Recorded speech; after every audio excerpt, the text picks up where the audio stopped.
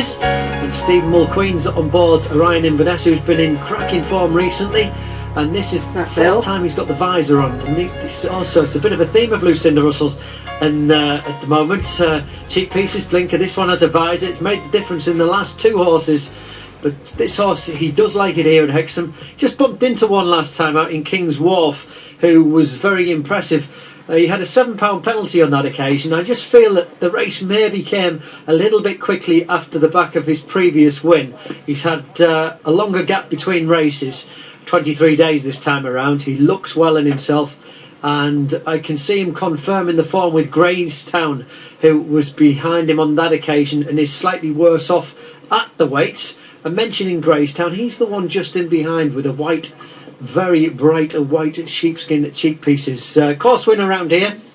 He won nicely last time up, and he's back in December of last year. I thought looked pretty good at the time.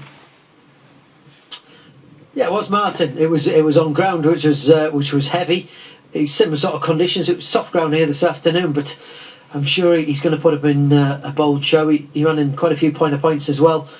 But like I say, his confidence did get knocked a touch when he made a few mistakes around Carlisle last time. They're dropping back this afternoon half a furlong, which I think he'll be absolutely fine on, having won over 2 miles at Carlisle first time out. But I think it might be a Lucinda Russell treble. I just felt that the run for OrionInverness last time out maybe came a little bit quick for him, and he's got the beating at Graystown because Graystown finished third behind him, and subsequently Graystown then came on and won here at Hexham 8 days later. He's gone up in the weights, so he's £6 worse off with OrionInverness for that run here over 2.5 miles. And Stephen Mulqueen, he's looking for a double on the card this afternoon. 18 to 5. One of the new prices which is around nowadays, but 18 to 5 at the top of the market. OrionInverness in there at 4 to 1. He's my selection in here, and it looks like they're going to go a good even gallop here, just taking the final. We will head up and we'll join Malcolm and thank him for this afternoon's commentary. Yeah, cheers Andrew, absolute pleasure. This race upon us. They're walking in towards the starting tape, which you can see is up in the air. Set to go here, 2.5 miles for the Linnell's handicap steeplechase. They'll negotiate 14 fences in total. They're off. And heading away towards the first fence, one of the first to begin is OrionInverness, with Graystown racing prominently. So too is First Man as they head down towards fence 1. My Milan, Knock Pneumonia is just in behind them. Here's fence 1. Almost 5 in line there. OrionInverness, the first to rise and land, gets away by a half. The blinkers with the noseband is First Man, a little bit deeper. Deep as all, Knock Pneumonia in the red with the starred jacket. My Milan tucks in behind them with Graystown, and they're followed by Maureen Star in 2 shades of blue. Phantom Isle a little bit deeper of that one, followed by Quick Brew as they approach fence number 2. Event of Civiller jumped up nicely to the inside. Well back at this stage is Celtic Sally, and No Ceiling is the overall back marker. Ryan Day has settled that one about 10 lengths off the leader, which is First Man and Henry Brook, as they travel down the far side of the track, then heading off towards fence number 3, which is the open ditch. A bit of run before they'll meet it. OrionInverness in the green and yellow, and First Man out wide in the black with the gold triple diamond. Graystown between horses in the blue and red with the Cheek Pieces, and that's followed through by Knock Pneumonia out wide, and then Phantom Isle and My Milan as they negotiate the open ditch. Centre pack then Celtic Sally with Maureen Star, and further towards the inside the pale jacket, the pink and yellow of Event of Civiller. Still well back in the field is No Ceiling, Quick Brew just in front of that one, and they've just negotiated fence number 4. So they take rising ground to head back towards us for the first time, about to enter the false straight where they'll negotiate 4 fences before going off on their final journey. And up front, near side, First Man. Over on the far side is OrionInverness. Not much to choose between the two as they approach the next plain one, fence number 5. A gap of 4 lengths has opened up to Phantom Isle, racing in 3rd place, jumping that with Event of Civiller, who's improving. And then further towards the inside is Graystown, deeper out Knock Pneumonia, and they're followed through by My Milan and Maureen Star as they approach the water jump. This is going to be fence number 6. First Man to the near side, at it first, Jumps nicely to OrionInverness, who took that in second position, all over the water well. Event of Civiller with the white face through for third, then Gracetown on the far side. They're followed by Knock Namona and Phantom Isle, and then My Milan, who's sitting towards the inside rail as they bypass the next fence and race away from us down towards another open ditch, which is going to be fence number 7. First man in front then to OrionInverness, close up behind Event of Civiller and Gracetown. My Milan creeping up the rail, Mooring Star deepest of all Knock Namona. Phantom Isle is next from Celtic Sally, and then Quick Brew, and no movers yet from No Ceiling at the back of the field. Next up is fence number 8. There's probably 8 lengths first to last as well as they go towards the 8th fence. OrionInverness and First Man still together as they negotiate that fence. Another nice leap by Event of Civiller in third. They're followed by Mooring Star, races in 4th position, taking the turn. My Milan towards the inside, getting a little bit closer. Quick Brew on the improve. Mooring Star out wide. They're followed by Phantom Isle, and then back in the field Celtic Sally. No Ceiling is still towards the back of the field as well, as they race towards the top of the hill, going past their point of departure, and up towards fence number 9 they go, right at the top of the hill. And it's First Man at the top of the hill at the 9th, shortened into it, got away by 2 to OrionInverness, who took that in second position. That's followed through on the centre of the pack by Event of Civiller, and then deeper out on the track Mooring Star making ground in the blue jacket. Gracetown just behind them from My Milan, and then Quick Brew.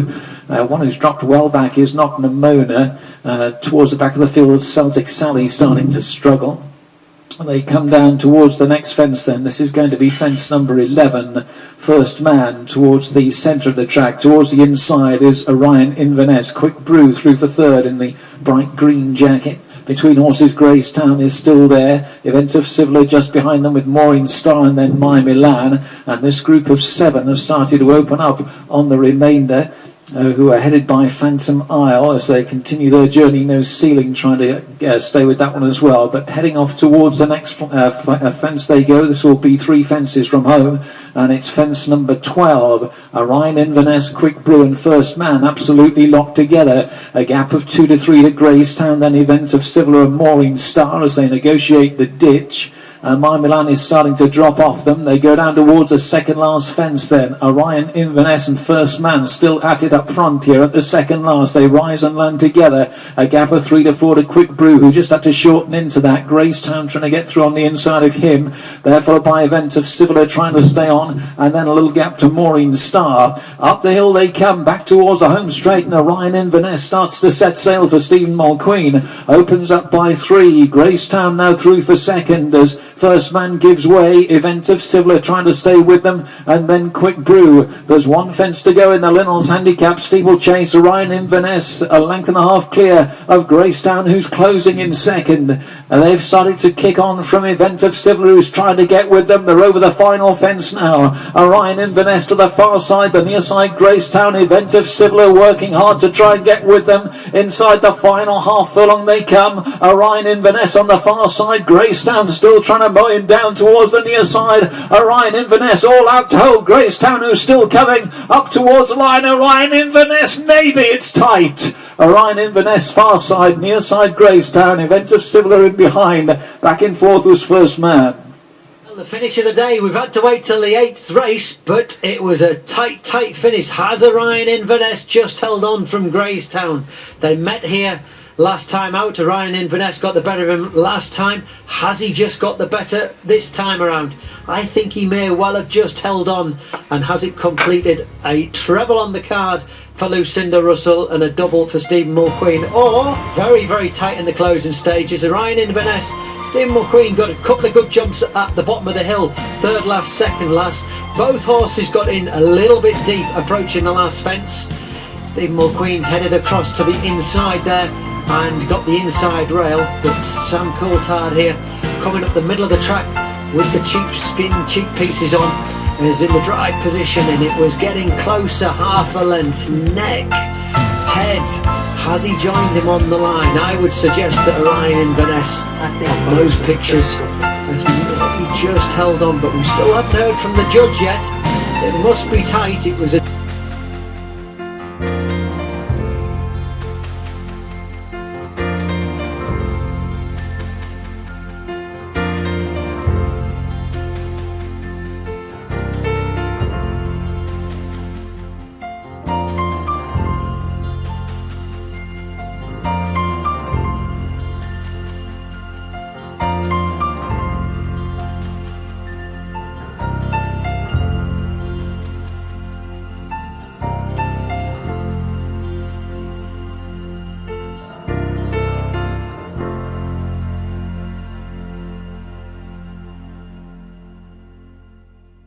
and it must be very, very, very close. It's the wind's been buffeting the runners down the back straight, and luckily for them, they've got the wind behind up the home straight. But you can see here, this horse, he's got the visor on there on the inside. He is just half cocked there on the inside. Stephen Mulkeen's grabbed another hold of him here and just giving him a flicking, asked them to both extend in the closing stages. But as I say, they're both bobbing on the line, and it is exceptionally tight. And we're still waiting to hear here at Hexham. It's been a cracking afternoon while we wait for the result. We had On the Wild Side winning the first race for Dr. Richard Newland. Kilcaraboy giving Phil Armson a winner here at 66-1 for his father Richard. His second winner as a conditional rider, now attached to John Joe O'Neill's yard. We had DeQual for Sam, who's in here at the finish, winning the third race on the card, the novice hurdle. But you can see, created a treble on the card. But as you can see, neither jockey willing to go into that winner's enclosure. You might fancy, Andrew, we've got a dead heat. The longer this goes on, we'll actually be struggling to separate them. So it could be a treble full of cinder, but shared in that final race of the day. Still waiting for the official results to come through. We'll give you that when it does come. We owe you a race. Well, they are inseparable at the line of a dead heat in the race there.